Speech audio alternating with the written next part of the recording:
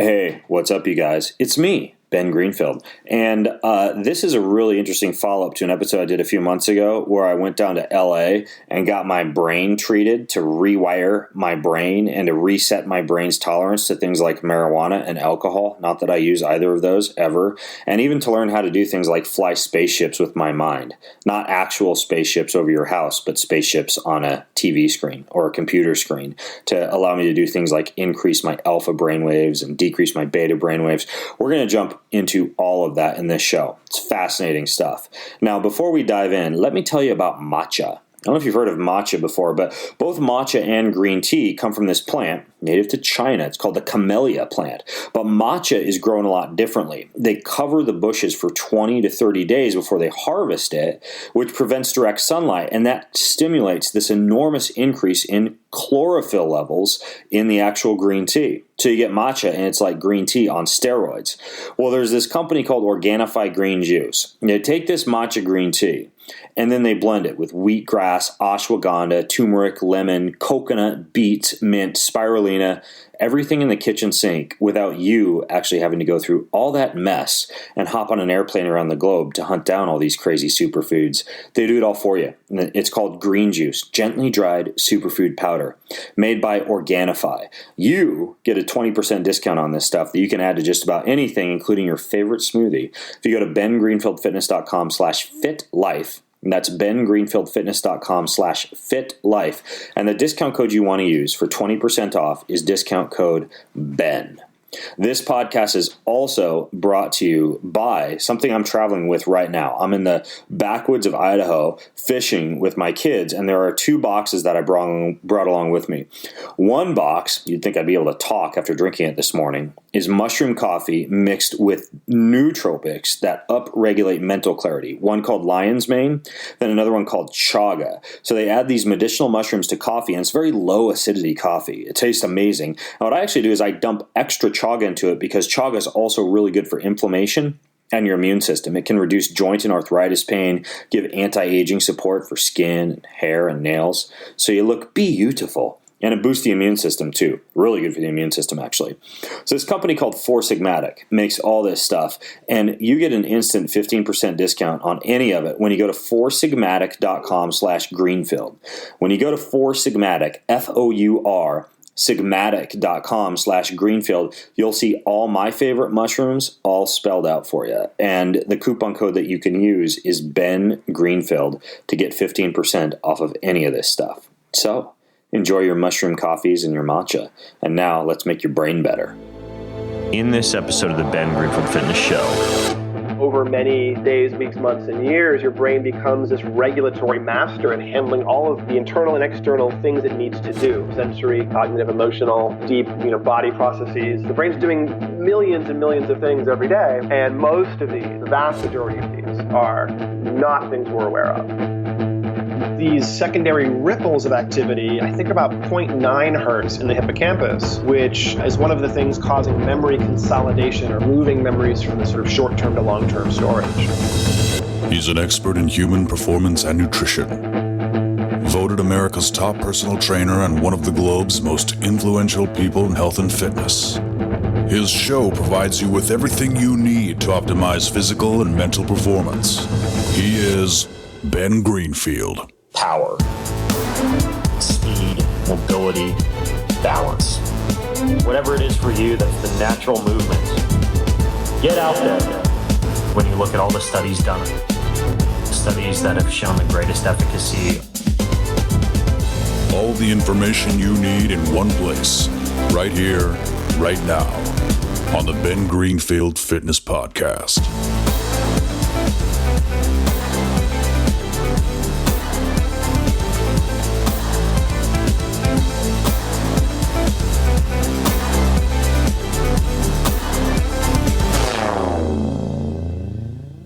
Hey folks, it's Ben Greenfield, and it was, I guess, almost 6 months ago now that I visited a place called the Peak Brain Institute in LA for this special kind of brain scan and brain mapping called a quantified electroencephalography, or QEEG. And I was pretty shocked at what they discovered in my brain. Now, Dr. Andrew Hill was the guy who oversaw that test. And Dr. Hill is he's really one of the country's leading neurofeedback practitioners. He's a brain performance coach. He's a UCLA trained cognitive neuroscientist, a lecturer, biohacker, and he analyzed my brain when I went down there and actually wound up writing an article that I'll link to in the show notes for this episode. You just go to bengreenfieldfitness.com/Andrew Hill. That's bengreenfieldfitness.com/Andrew Hill. And in that article, he highlighted how there was a whole bunch of built up areas where there were deficits of attention and increased distractibility and limited sleep potential and less than optimal cognitive performance going on in my brain based on this EEG, probably from life and travel and toxins and my history of concussions and traumatic brain injury and beyond.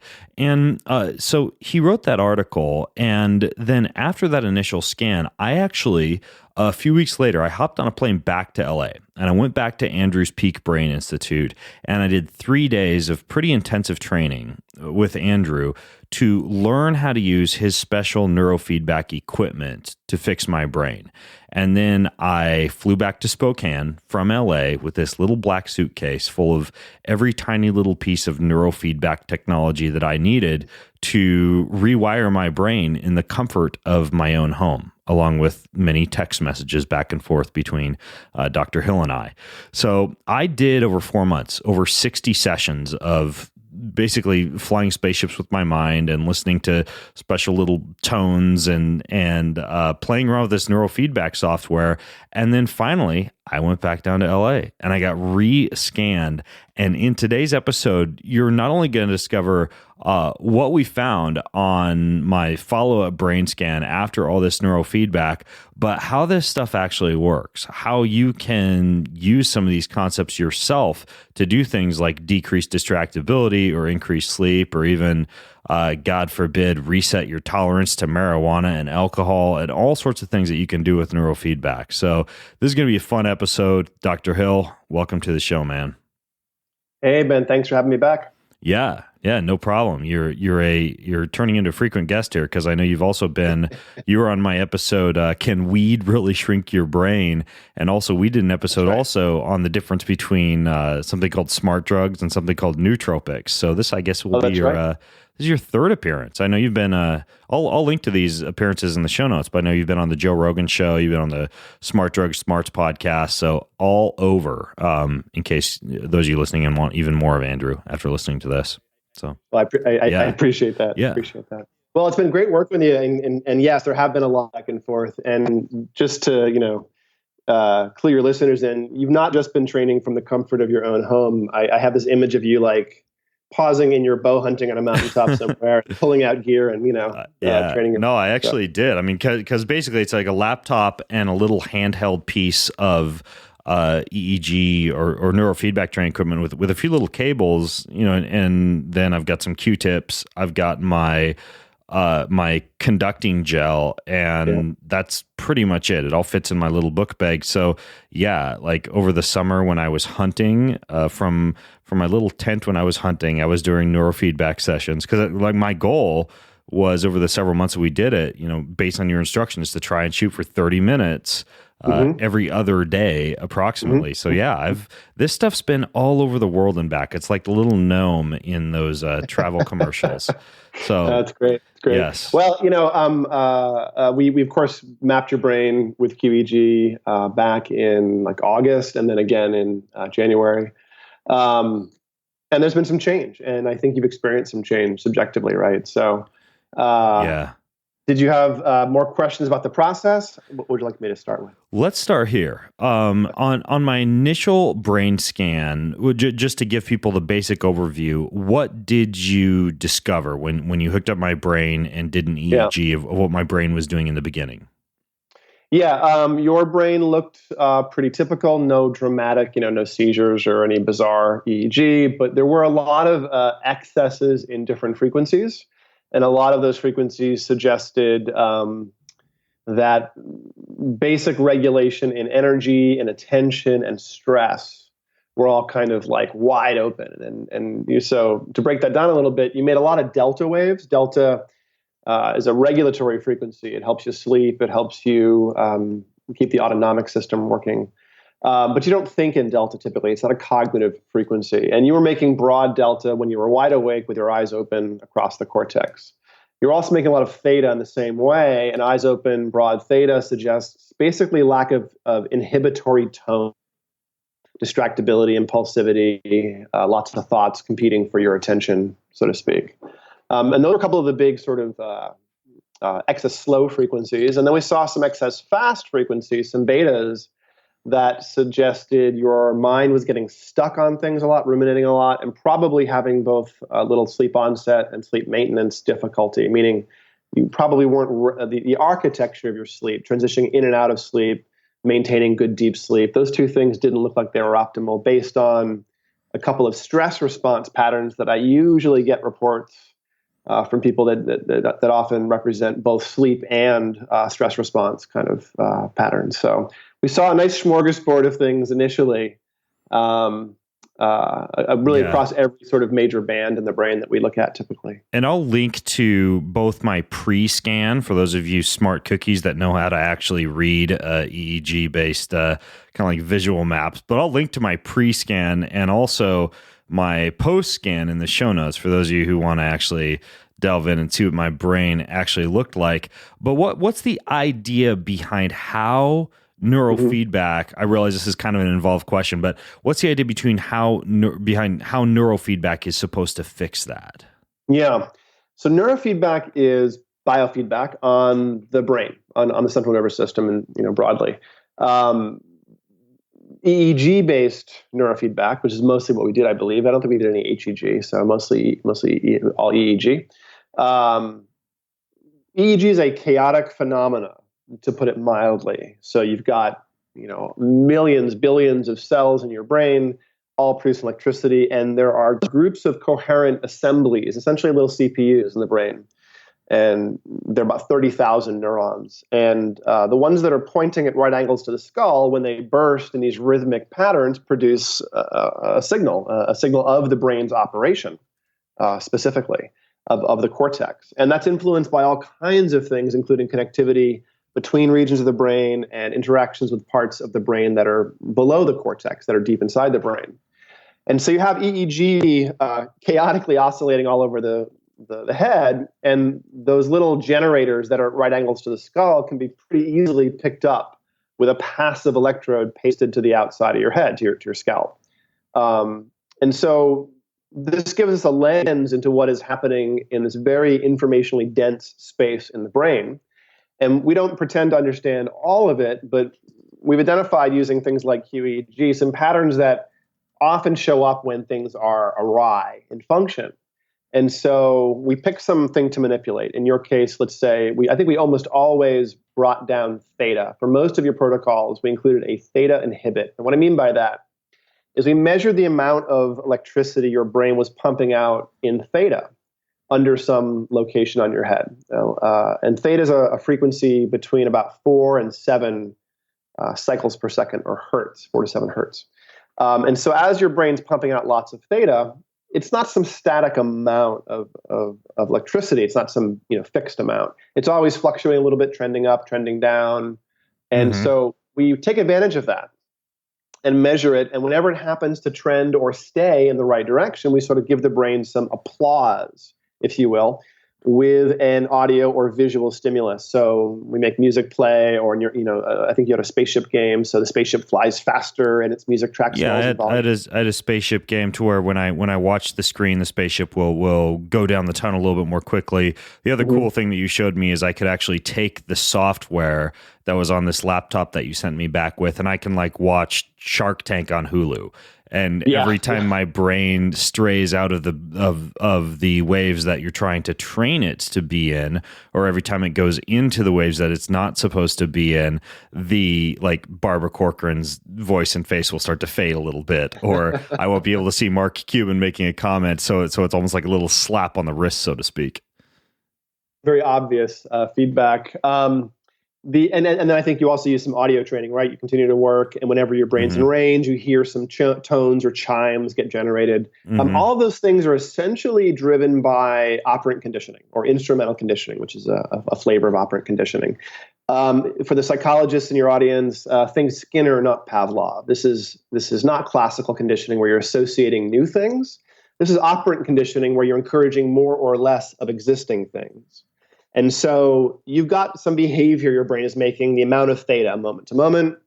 When that goes down briefly, we would applaud your brain and the spaceship flies faster, or you get a clearer screen to watch Barbara and Mark fight it out, or you hear more tones, And so typically the way that I train, I often 3 frequencies at once. This is a pretty classic way of doing neurofeedback. It's sort of the core approach in the field, I would say, for most people at this point. And it usually involves training down or inhibiting or essentially allowing stimuli, visual and audio stimuli, whenever a slow band like theta drops. And whenever a very, very fast band like high frequency beta, which can be influenced by things like muscle tension, so it's a catch on that. Whenever that drops, we allow the rewards to happen, and then when a middle frequency, typically a beta, a lower beta, or an alpha frequency, when those go up briefly, we then, when all 3 things happen, we reward or we provide the stimuli. So your experience is sitting there watching or playing or even just kind of doing something else, and there are trains of stimuli. You hear a bunch of beeps and then they stop, or the spaceship flies well for a few moments and then it peters out and then it resumes. So it's this changing signal of the feedback of the stimulus coming back to the brain, and the brain's trying to parse the information in the signal about what's going on. And very quickly the brain realizes that, hey, wait, that's actually something I'm in some way controlling. Now, I say brain specifically because mentally, the mind, the cognitive aspect of the brain, is actually not really involved here. This is not training a voluntary behavior. It's training involuntary fluctuations in the brain. Usually which I think confuses a lot of people because, like, for me, when I first started doing the spaceship game, I would scrunch my eyebrows and purse my lips and try to look at the screen and make it change. And all that really does it messes up the brainwave patterns and causes it makes like your forehead muscles contract and adds like what you call adds noise to the frequency when in fact and this kind of shocked me actually. I could be replying to an email, assuming that I was staying relatively relaxed and not tensing up, or I could be looking at something on my phone and my brain would still be kind of passively doing the neurofeedback in the background, like picking up the tones or picking up the sounds all on its own without me even doing anything. Yeah, largely. The brain's doing all kinds of things all the time. And its sort of core job of the cortex is to change and tune and remap these connections, the strength of connections, which waves are dominant under which conditions. And just like any other form of learning, it takes some time to occur. And over many days, weeks, months, and years, your brain becomes this regulatory master at handling all of the internal and external things it needs to do: sensory, cognitive, emotional, deep, body processes. The brain's doing millions and millions of things every day, and most of these, the vast majority of these, are not things we're aware of. We are aware of a fraction of what is going on physiologically, and I sort of have begun defining the mind as the part of the brain that we're sort of aware of, or the function of the brain that we're aware of. Yeah. And you're training the brain though in neurofeedback, so you're measuring these bursting patterns that do shift and fluctuate and trend up and trend down in a short time course in minutes. And so you simply set a point that you want this brainwave to be at, and when it fluctuates down towards that range or up towards that range, we applaud the brain. And this is basic learning. When you were a baby flopping around and you just happened to line up some muscle fibers properly, and suddenly you were, pushed up on your little baby arms and you could see twice as far, the brain went, "Ooh, yeah, remember this unique connection of muscles, and to turn this on, because it means we get more input, we can see more of the environment. It's a cool thing." That's all we're doing is we're applauding, when your brain gets a subtle, almost a random shift. Right. But this is not some special feature. The brain does this just by doing this. Right. Anything you do, it tries to improve and it make more efficient. So all you're doing is giving it little doggy biscuits along the way. Exactly. Yeah, exactly. And so we can do this on involuntary, if you will, frequencies. And the whole process was discovered essentially in the late 60s because Barry Sturman found that cats could be easily conditioned to have these metastable brains. And cats are notoriously bad instruction followers, right? So this is not a placebo response. This is not cats willing up their brain waves in any specific way. The process also works on kids who are nonverbal. Margaret Ayers, who passed away a few years, one of the greats in the field. She, at the end of her career, was almost exclusively going around working with people in coma, trying to change consciousness states. This tends to happen in the field that individuals become a little specialized about certain types of neurofeedback. It's a fairly deep and broad field. Unfortunately, in terms of the knowledge, you really need to do a good job in anything beyond the basics. And the basics aren't that difficult. And to be honest, the basics work really well for many things. A lot of what we did with your brain was pretty basic stuff in terms of how we approached which frequencies to train up or train down and what things to approach. But we also went after your brain broadly. So I sort of have two things I think about when designing a training plan for somebody. And one is what in terms of goals, both clinical and peak performance do they have? Where on that spectrum are they, and how much of what they want to work on is supra, awesome physiology or limitless potential kind of stuff, and how much of it is, here's a bottleneck in performance, a deficit, something that's getting in the way. You had a little bit of both, but I consider you a peak performance client more than I do a remediate a specific problem client. Even though there were some pretty broad frequency excesses in some of these things in your brain, I didn't, get the sense that you had this deep deficit. You're very incredibly prolific, athlete, media creator, thought leader. That takes an awful lot of cognitive resources and organization and putting things together. So instantly you coming in as somebody like that meant I was going after a certain class of approaches. Right. And then tailor it to your brain maps, of course. Right. And so basically what you're saying is I wasn't a drooling psychopathic murderer when I came in. You weren't, and it's just that when people come in with specific goals, sometimes those goals are really obvious. Like somebody's got stuttering or migraines or profound ADHD or seizures. I mean, they have a very specific goal. Right. The lovely thing about working with anything, though, is no matter what it is we're doing, at least the way that I tend to work, which is using one of these frequencies called SMR. It's one of the core frequencies in the field and in the brain. Using SMR training and variants of that training, you end up getting broad regulatory benefits no matter what you go after. So you can reduce seizures, but you also get better sleep, for instance. And yes, you can work on anxiety, but you also can then work on creativity. So there's the way that I approach the brain is very much like a personal trainer. Yeah. And that's really actually different than most people in the field. Of the 5,000+ people in the US, I don't know more than a couple people like me who are more on the science side, less on the clinical side. A consequence of me being more data-driven and a little bit on the science side, and also not being a licensed clinician, I'm not a psychologist or psychiatrist or anything, I'm a neuroscientist, is that I approach this stuff from a regulatory lens. So I'm not so much thinking about ADHD as I'm thinking about sustained attention or impulsivity. I'm not thinking about anxiety so much as I am, is this person's stress response where it could be?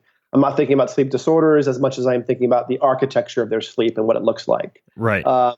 So, because of that, I often approach people from a broad brain training perspective as well as a focal, tune these protocols for them perspective. And so that means starting broad on the whole brain, seeing how that person responds. As they respond, dialing in different things to work on, secondary features, secondary goals, things that took a little longer to work on. And also there's often an iterative approach to neurofeedback where you're trying a few different protocols and based on the response you're getting, you're adjusting. Yeah. the frequencies. And that's actually what I wanted to talk to you about. What was that adjustment of the frequencies? And I of course in the show notes will link to a few previous episodes that we've done where we talked about some of like the neurofeedback 101 stuff. And again, for those of you listening in, just go to bengreenfieldfitness.com/Andrew Hill for any of those podcasts, which will be a perfect accompaniment to this one.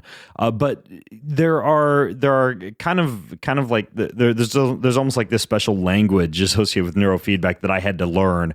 Not only the brain map of the head that you sent me that showed me where I needed to place the specific electrodes, but also phrases like C4A1 and CZA2, all these different acronyms that are used when deciding how you're going to set up what you call the channels. So I want to kind of delve into a few of the things that you gave me. So for example, the very first thing that we started doing was what are called one-channel designs instead of what we progressed to later on, which was two-channel designs.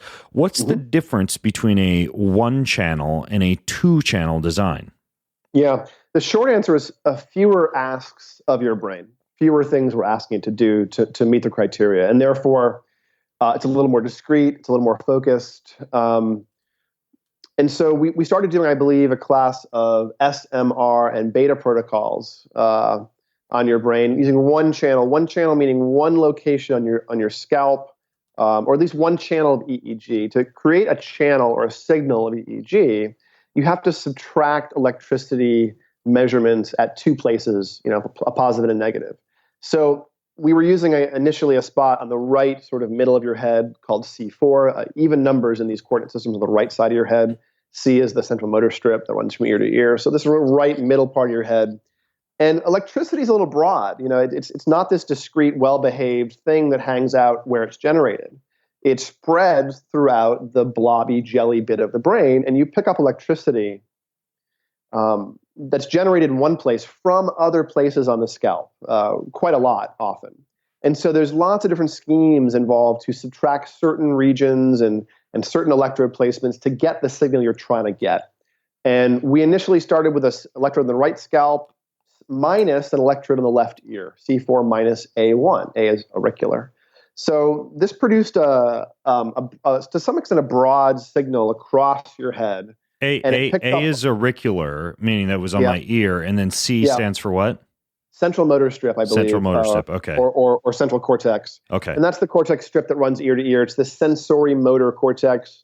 These two strips of cortex, one is where you sense, that's behind the central sulcus, and one is where you control motor output, that's anterior. Right. Part of so for something like that, for like a C4A1, I take the little electrodes and I dip it in the paste and I put one over the location on the little scalp map that you send me that says C4, and the other one over the little one that says A1, and then you have to ground yourself too, right? What's the reasoning behind that?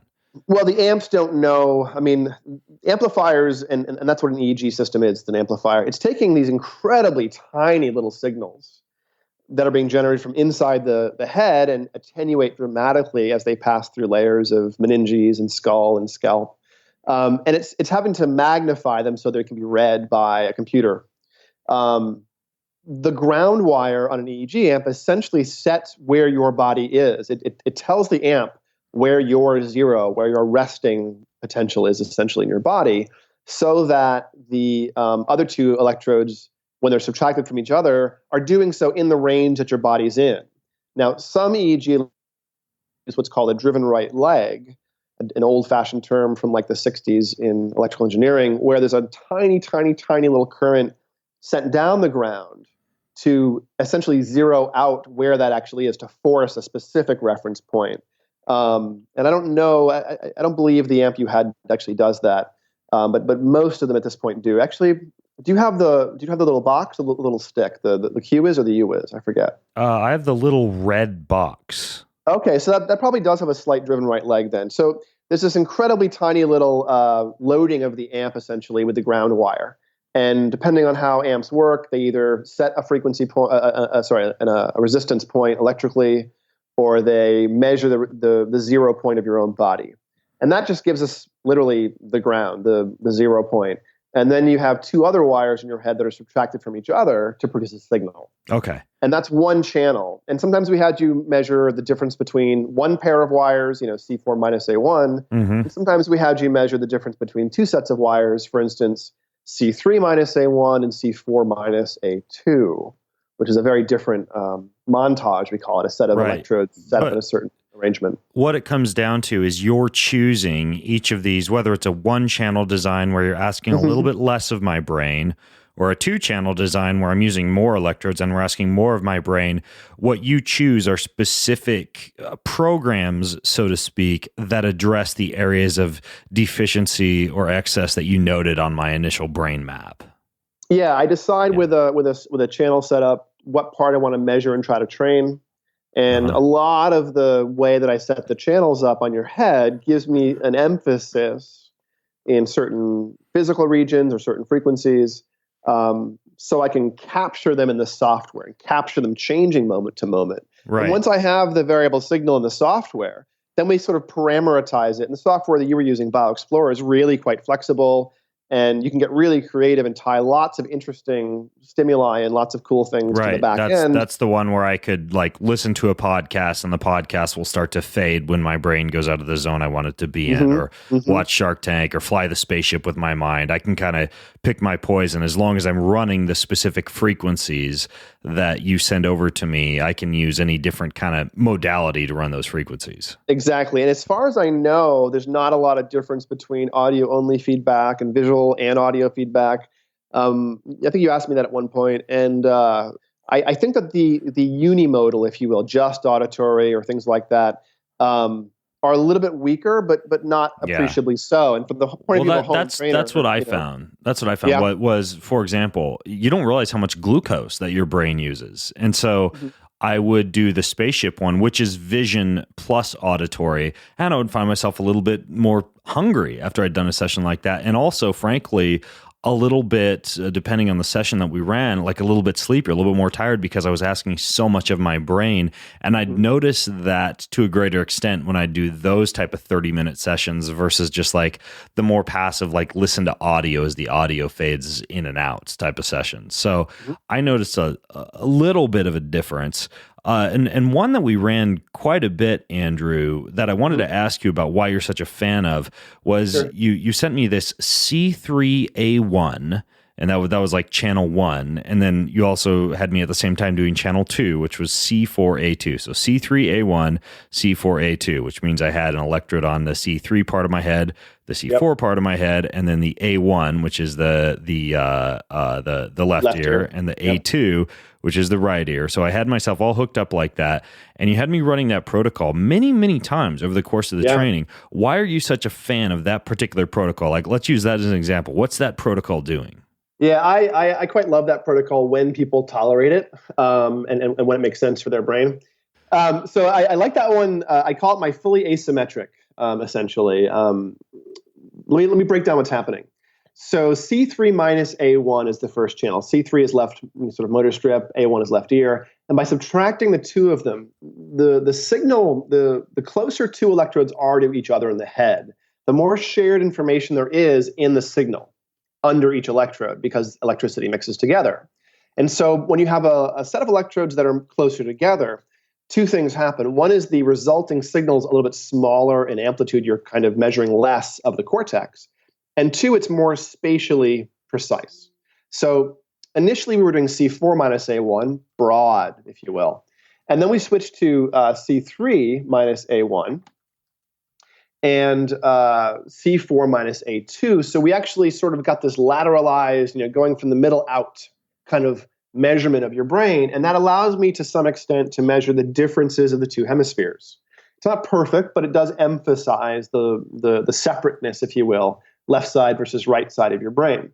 About half the signal comes from right under the electrode when you measure a spot on the scalp, and about half comes from everywhere else mixed together. So it's not perfect, but again, it's pretty good, especially in contrast by having the references A1 and A2 being split apart. You get this sort of really nice parsing of the gross amount of electricity the brain's throwing off. So with these two protocols, the next question is, why those frequencies? The first inhibit, the first slow training, and to say no, make fewer bursts of these slow activity waves. On the left side, we inhibited or trained down 4 to 10. Now, 4 to 10 is two different frequency ranges, essentially. It's 4 to 7, which is theta, and it's 7 to 10, which is actually a slow variant of alpha. Eyes open alpha sometimes is related to inattention, essentially. Can also be left side alpha, can also be related to poor mood. So by inhibiting alpha on the left and the central part of the brain, it often boosts both mood and sustained attention, the sort of ability to be attending without browning out, without just getting distracted. On the right side, I was inhibiting 4 to 7, and I left 7 to 10 alone on the right. And that's because right front alpha, high right front alpha, is actually usually a positive mood thing. And so I left a window in your signal. I didn't touch anything above 7. And then for some fast frequency inhibits, it was kind of the opposite. On the left, we inhibited 24 to 36, which is just very, very fast beta, which can be anxiety or it can be muscle tension. So we usually inhibit a very fast beta. On the right, we inhibited 18 to 32, I think, or 34. And that gets us some of the 18 to 24. That's actually more cognitive frequencies. And when there's a lot of beta right front, that can also be stress response stuff or mood stuff. So when I use this fully asymmetric protocol, I inhibit more alpha on the left front, and I inhibit more beta, more fast beta on the right. Sort of biases the brain towards positive mood and positive sustained attention. Okay. And then in terms of the reward frequency, those are also sort of speak asymmetric. On the left, we rewarded a faster beta at 15 to 18. And on the right, we rewarded a slower beta. It's called 12 to 15. That 12 to 15 beta is this SMR frequency that we think is sort of magical in neurofeedback. It makes you less seizure prone. It improves sleep, improves attention. It's pretty amazing for lots of things. So we did this core regulatory attention, good self-control, good inhibitory tone on the right, SMR frequency 12 to 15. And on the left, we did 15 to 18. And when you train up beta, 15 to 18 on the left, you tend to get really good alerting responses. Essentially, you don't miss anything. When you train SMR up on the right, you tend to be better at inhibiting impulsive behavior or acting before you want to or reacting. So by training SMR on the right, beta on the left, up, training alpha on the right, training alpha on the left, up, and beta on the right, down, it gives us this really sort of strong, broad shift of a couple of core frequencies, and it allows your brain to shift its laterality towards left front activity, which is more approach behavior, less avoid behavior. It's more positive attention. And then by focusing the left beta versus SMR, it gives you this crisp, laser-like attention. And then both those 15 to 18 and 12 to 15, beta and SMR, both of those are pro-sleep protocols or frequencies in different ways. That 15 to 18 tends to improve depth of sleep, and the 12 to 15 tends to improve onset of sleep. So it's, to some extent, this beautiful kitchen sink protocol that works for all sorts of things at once.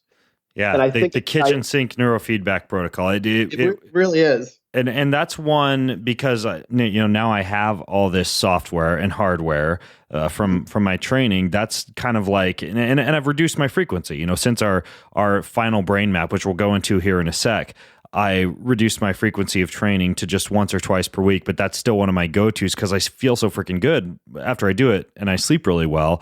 And yeah, it's a really cool kind of kitchen sink protocol that I realize, if you were just listening, sounded like a slightly different language that Andrew is speaking, but it really is pretty easy. Like, it took me a few weeks before I was able to literally set up my head within about 3 minutes and simply open up the computer and run the protocol. Like, it's just like anything else. Once you learn how to do it, it's pretty simple.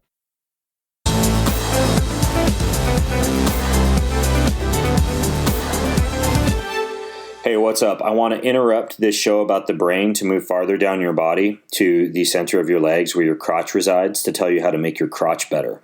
There's this company called Gainswave, and what they do is they blast you, men or women, depending on who you are, with this acoustic sound wave therapy that causes new vessels to grow in those areas and stimulates blood flow to those areas so that you get better feeling down there. It takes away ED, also known as erectile dysfunction, but it sounds like you're way more hip when you say ED. Plus, you don't have to offend people sitting next to you or make them blush. It's this groundbreaking, non-invasive medical treatment, and it works for a ton of issues down there, including just making you go from good to great, which is what it did for me. I went down and did a treatment down in Miami, and you can go to gainswave.com and click Find a Doctor to find a Gainswave provider near you. If you mention my name and you go into that Miami clinic, they'll give you a fat discount, but you can also get a fat discount by texting the word Greenfield to 313131. That gives you $150 off your first Gainswave treatment at any of their 60 different places nationwide. So just text the word Greenfield to 313131 and go in and get your crotch blasted with sound waves. It's fun, kids. Trust me. No, it actually is pretty cool. This podcast is also brought to you by something called the Mark Pro. And you've probably heard me talk about electrical muscle stimulation before, but there is this eStim unit that uses a special waveform, different than any of the other electrical muscle stimulation units out there. And it's actually designed specifically for recovery and for pain and for soreness. And it just blasts this stuff away. You put it on. I actually put it on and I cover it with ice so I can turn up the electrode stimulation even higher because I'm a masochist. And it works like gangbusters on any sore spots or any injuries. You get not 15, I wish. Sorry. You get 5% off, but it's still a significant discount. When you go to markpro.com, that's marcpro.com. And the promo code you want to use is promo code BEN to get 5% off the Mark Pro or the Mark Pro Plus. Remember to spell it with a C. I have no clue what will happen if you go to mark with a K pro.com. Mark, M-A-R-C, pro.com. Use promo code BEN. Enjoy.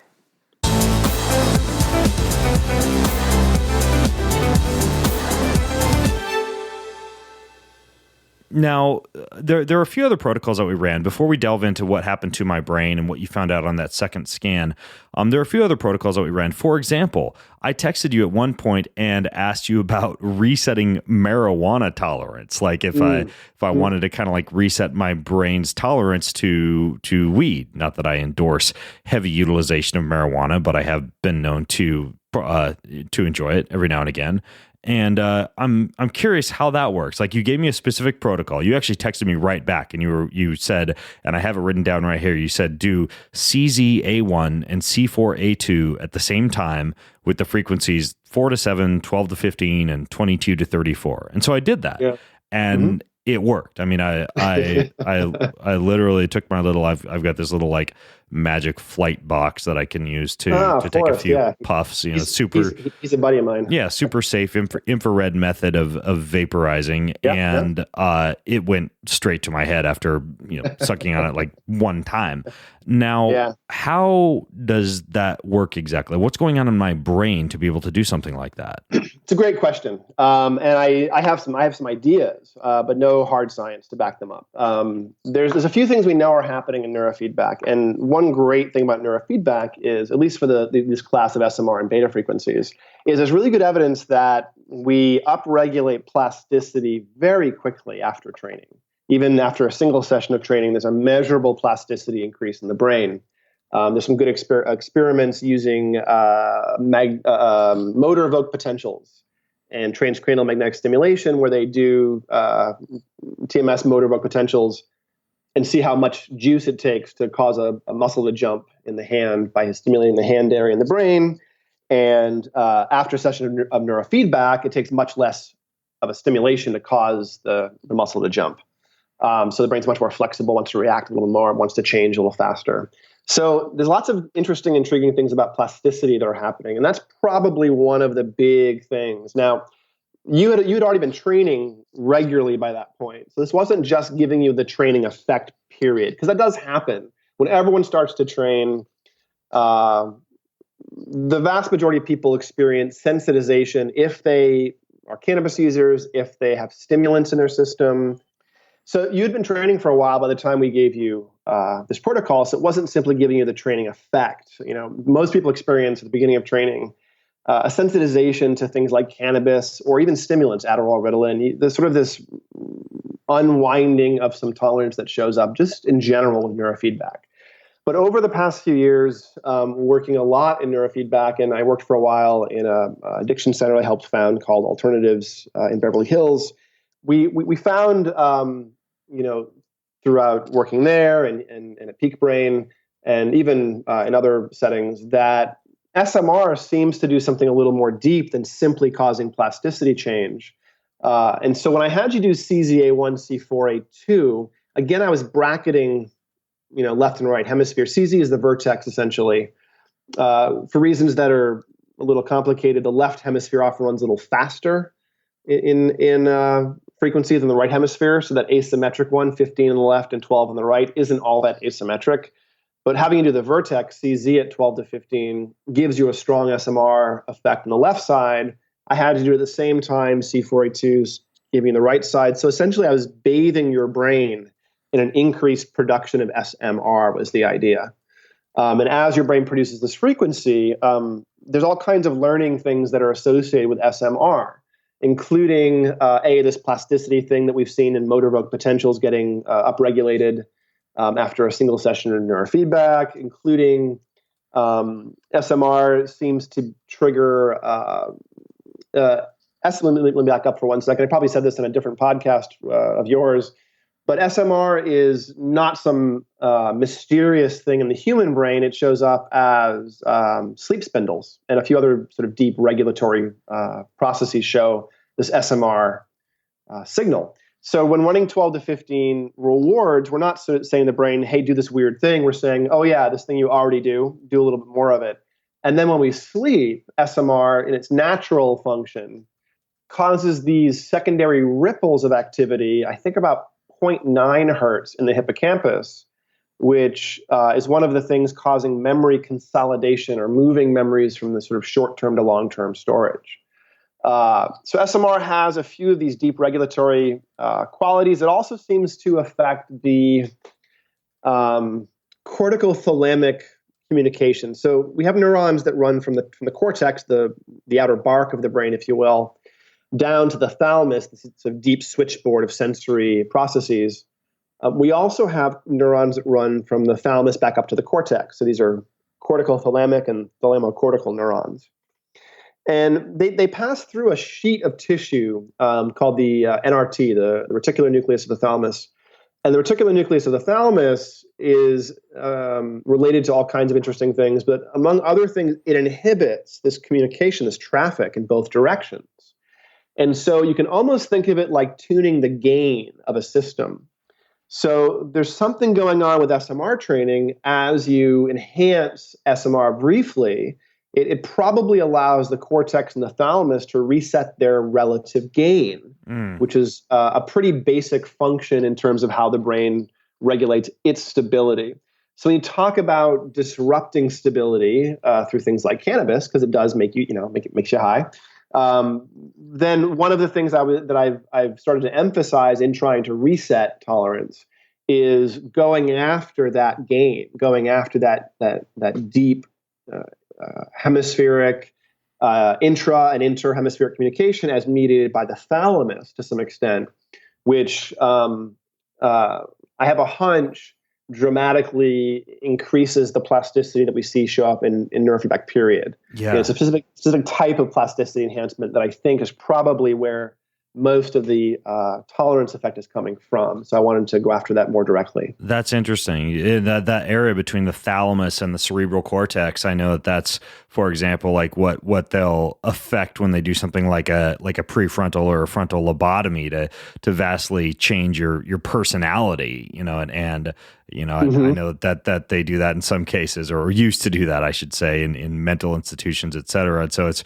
really interesting. You can kind of like hit the same area to a little bit more therapeutic effect with something like neurofeedback. It's super interesting. And I just thought it was crazy how it worked right off the bat after I did it, and how you had just a reply right away to me that showed me the exact protocol to do. Now we did a second scan, like I mentioned. So we found all these things in the first scan, which if you go to the show notes at bengreenfieldfitness.com/Andrew Hill, I will link to the first scan so you can see what that one looked like. And Andrew already kind of went over some of the things that he found there, like the increased distractibility and the, reduced sleep onset, and some of the areas of excessive delta production, excessive theta production, and some areas like in the back where there was high stressful beta brain waves. So I did all the training based off of the protocols that you sent to me. And then we did a second scan. Can you go over what we found on this second scan, which I'll also link to in the show notes? Yeah, sure. So the second scan looks a lot like the first one, which is reassuring when some of the same patterns, obtain in both data. Usually QEEG is a very robust phenomena where it's stable year after year, unless you do something like neurofeedback to your brain or change meds. And so we see some of the same rough shapes. But what's kind of nice is all of the sort of outliers in high amplitudes have dropped, and they've really shrunk down to, often a half or even less of the coverage. So starting with some slow frequencies, the delta and the theta, which I was guessing were related to, poor energy regulation, poor sleep, some issues with concentration, some issues with cognitive fatigue and impulsivity. Those have dropped really dramatically. In fact, the delta, which was probably related to poor sleep and getting burnt out a little bit, is dropped significantly. The theta, which is impulsivity, is also dropped, not quite as significantly. And then there was some high beta. And let me spend a moment unpacking the difference in beta and high beta. So beta frequencies and high beta frequencies are cognitive. You think in them generally. And you often see in stress response problems that certain regions of the brain that are involved with switching attention or maintaining attention are a little overactive. And so we found a little hot spot initially in your brain on the anterior cingulate. We did some source analysis and confirmed that's where it was coming from. But on these 2D maps, it's the sort of front midline spot in the brain we call FZ. F for frontal, Z for sort of zenith, the midline that runs front to back. So this front midline spot in your head was really kind of pumping out a lot of beta initially, and high beta as well, faster beta. And this usually means like a ruminative, getting stuck on things and being a little bit hyper-focused and worrying a little bit. And that's dropped down beautifully. The patterns are still there, but they're only about half as much coverage. They really shrunk. More importantly, the back of your head, which is beta and high beta excesses as well initially, the back of the head is more sensory. And so this looked a little bit like your visual system, your attention system was scanning the environment a little bit sort of hyper vigilantly, if you will. I mean, right. To some extent, this is because you're a fitness warrior, I'm sure, and you're somebody who scans the environment and uses that. But it was also a pattern that was a little bit very, stuck. very aware of the environment. Like as in like at a cocktail party, I would be having a hard time trying to listen to 10 conversations at once rather than just focusing on the person right in front of me. And that's fine if you're out in the forest listening for the crack of a twig as a deer, tries to not be noticed by you or something. Not so useful in a busy business meeting or cocktail party, right? And so I saw a big sort of blob of beta and high beta, well over 3 standard deviations above average in the back of the head. This sort of said to me, okay, Ben's sensory system is wide open. He's scanning the environment. He's evaluating the environment. There's some hypervigilance. There's some kind of like almost ruminative, again, scanning going on where it didn't seem to be a very comfortable, if you will, pattern. It looked like it was a little bit pushy in your brain. And so that came down profoundly well. That's almost gone now. Still a hint of it, but that's not that unusual that things remain to some extent. But it was spread out over most of the back half of your brain, and now it's just a little tiny spot. sort of the same thing, delta, that was broad over the back half of your brain, also shrunk down. And those two things may be related, because when you make tons of delta, you might be sleep deprived, resources might be at their limit, and that allows other frequencies to become dysregulated. And so sometimes when you clean up delta, you also clean up other frequencies along the way, because they're related. They're sort of the same cortex is dysregulated in a couple different ways. So from my perspective, it looks like you are better rested, more alert, and also much more able to screen and filter in your attention, and probably more flexible, able to put things down, able to pick things back up mentally with a lot more ease, quickness, and flexibility. Well, the interesting thing too, and I've noted this when I've taken different nootropics, and even something as simple as coffee, or coffee mixed with theanine, for example, or green tea. I've noticed increased waking lucidity and increased ability to be able to engage in conversation with less distractions, or even with more focus on what it is I'm talking about or who I'm talking to. But in the absence of nootropic compounds, which is important, especially for me, because in many cases I would do my training sessions, my neurofeedback training sessions at 6 or 7 p.m. in the evening, when frankly, taking in coffee and other nootropic compounds can interfere with my sleep later on at night.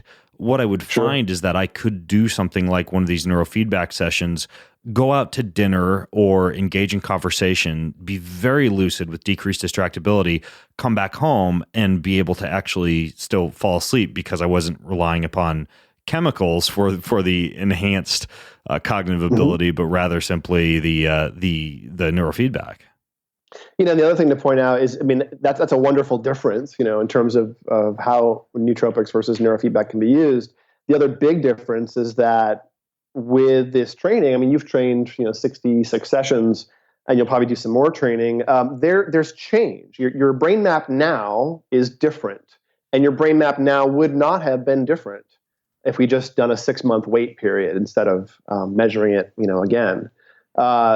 With this degree of intervention on your brain, there's all kinds of big statistical change showing that you have moved away from sort of the edge of the bell curve and some of these dysregulations, much more towards the middle in many of these frequencies. You've the subjective experience that we really care about, but from a data point of view, this is rather compelling that your brain is now different. QEEG is generally an unchanging measurement as long as you have a relatively clean brain in terms of drugs and alcohol and stimulants and things when you get recorded. So. Yeah. Now, in terms of what I did, going through all the training with you, coming back with all the equipment, et cetera, am I a special snowflake, or is this something that other people are able to, can other people go and do what I did? Yeah, yes, you're a special snowflake, and people can do what you did. We probably at this point have, 20 or 30 people doing this home training program since we started Peak Brain. Is that what it's called, the home training program? Yeah, home training or self-training program.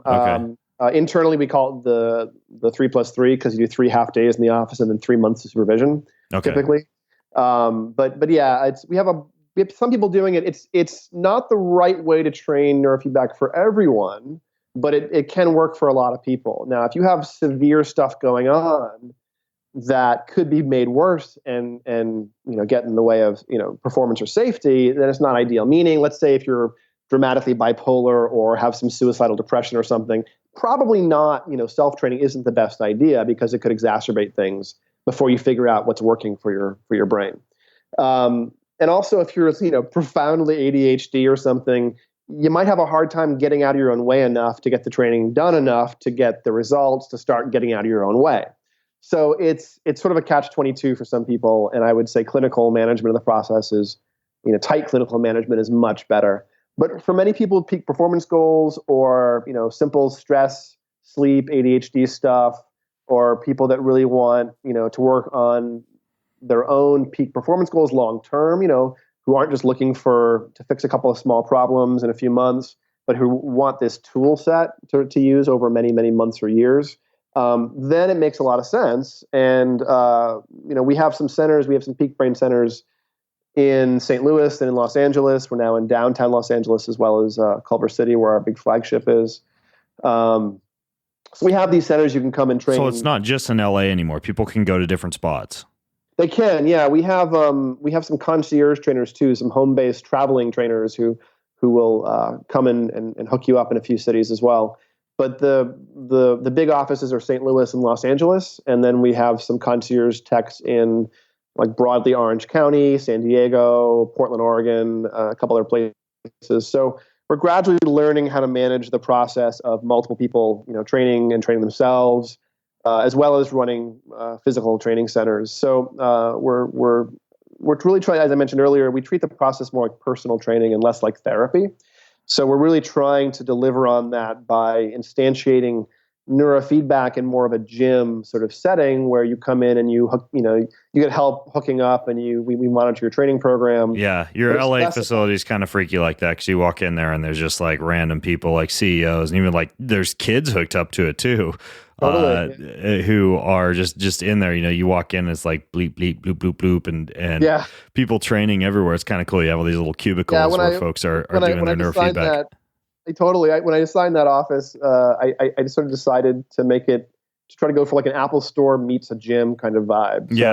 It's really cool. An Apple store meets like a brain training gym. So if you're listening and you haven't visited one of these facilities, I'd highly recommend it. Again, I went to the one in LA down in it's Culver City, right, Andrew? Yeah. Culver City is our main office. We also are now in the financial district in the gas tower building in downtown. Okay. Cool.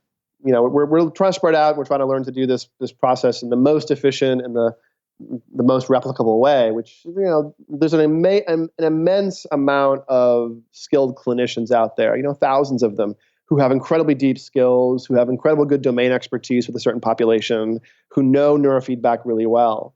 But the field has been stagnated a little bit because it's hard to scale that deep domain expertise that is required in every person's head to do this job really well.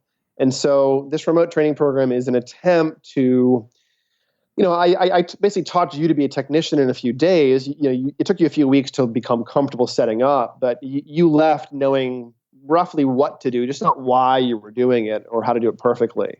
And so then you relied on us to scaffold you the rest of the way until you were comfortable. That's one way we can make this more accessible. And it's not any cheaper, at least in the short term, if you're doing like a 3-month ADHD training program. You don't save any money doing it on your own because we have to get you equipment. But if you're someone like Ben Greenfield, who's got lofty peak performance goals, who's continually improving, then the idea that getting your own system was absolutely the right call. Yeah, so, or if you just like to constantly have things hooked up to your head or your gonads. There's that. That's right. Yeah, that's right. There's that. I know that you've got a 10% discount for people who mention this podcast, and so if you're listening in and you go to the Peak Brain Institute website, or you just check out my link in the show notes over at bengreenfieldfitness.com/Andrew Hill, you can hop on the phone with Andrew and figure out what's going to work for you. You can also get a 10% discount on any of the protocols that they offer at, as Andrew has alluded to, their Apple store for your brain. Hopefully we don't get sued by Apple. I know. And check it out, because honestly, it is, and I was recently at a mastermind with a whole bunch of other guys who I'm in like a business mastermind with. And one of the questions that one of the guys asked was, what is one of the most, I think the way he phrased it was, one of the biggest game changers that you've done for your business this year? And my reply was neurofeedback, just because it's helped me so much with my sleep, with my attention, with my ability to just sit down and write, with my ability to do my big, hairy, audacious goal each morning without getting distracted by emails and Facebook and Twitter and everything else. And so this is cool stuff. And I highly, highly recommend it to you if you, A, want a better brain, B, want to sleep better, or C, just want to be able to smoke less marijuana and save a little bit of money on your weed habit. Right. All sorts of different reasons to use it. So Andrew, thanks for coming on the show and sharing all this stuff with us, man. This is super fascinating. Hey, my pleasure, Ben. It's great to hear about your experience and over the past few months. So I'm glad that we have another satisfied brain. Awesome. Satisfied brain. So again, bengreenfieldfitness.com/Andrew Hill is where all the show notes are, as well as all the previous episodes that I did with Dr. Hill. And until next time, I'm Ben Greenfield, along with Dr. Andrew Hill from the Peak Brain Institute, signing out from bengreenfieldfitness.com. Have a healthy week. You've been listening to the Ben Greenfield Fitness Podcast. Go to bengreenfieldfitness.com for even more cutting-edge fitness and performance advice.